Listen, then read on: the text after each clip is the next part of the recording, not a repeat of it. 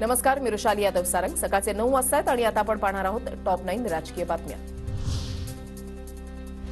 विजय शिवतारेंच्या भूमिकेमुळे माहितीमध्ये मिठाचा खडा, माहितीमध्ये राहायचं की नाही याचा विचार करावा लागेल. शिवतारेंच्या अजितदादांवरील टीकेनंतर राष्ट्रवादीचे उमेश पाटील आक्रमक. की विजय शिवतारेंची ताबडतोब हकालपट्टी करा.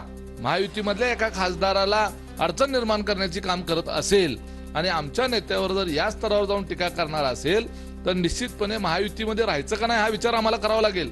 ह्या शिवतारेला 3 बायकापैकी एका बायकोचं जरी मत मिळालं ना तेवढं पुरेसं आहे. त्यामुळे आम्हाला त्याची लायकी काय आहे ते माहित आहे.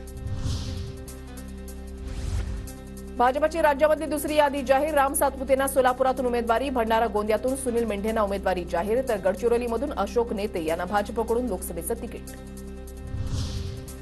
भाजपच्या दुसऱ्या यादीतही उदयनराजेंच्या उमेदवारीची घोषणा नाही. उदयनराजे घड्याळ चिन्हावर लढण्यास तयार असतील तर अजित पवार गट उमेदवारी देण्यास तयार. सूत्रांची माहिती.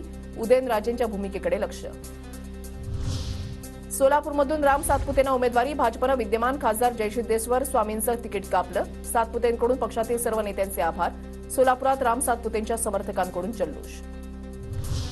विकासाच्या मुद्द्यावर ही निवडणूक लढवणार. उमेदवारी जाहीर झाल्यानंतर अशोक नेतेंची प्रतिक्रिया. रामटेकच्या गडावर भगवा फडकवणार. विजय महायुतीचा होणार. शिवसेना पक्षप्रवेशानंतर राजू पारवेंचं वक्तव्य. तर काँग्रेसला खऱ्या कार्यकर्त्यांची जाण नाही. पारवेंची काँग्रेसवर टीका. चंद्रपुरातून प्रतिभा धानोरकरांना काँग्रेसकडून उमेदवारी. दिवंगत खासदार बाळू धानोरकरांच्या प्रतिभा धानोरकर पत्नी. चंद्रपूरमध्ये भाजपच्या सुधीर मुनगंटीवार आणि प्रतिभा धानोरकर यांच्यामध्ये लढत होणार. एकनाथ शिंदेच्या निवासस्थानाबाहेर गोडसेंचं शक्तीप्रदर्शन. गोडसेंच्या ताफ्यामधील गाड्यांवर भावी खासदार असाही उल्लेख. तर भाजपकडून खासदार हेमंत गोडसेंच्या उमेदवारीला विरोध. मुख्यमंत्री शिंदे, देवेंद्र फडणवीस आणि अजित पवारांची वर्षावर 1.5 तास बैठक. 2 ते 3 दिवसामध्ये महायुतीचं जागावाटप जाहीर होणार. सुनील तटकरेंची माहिती.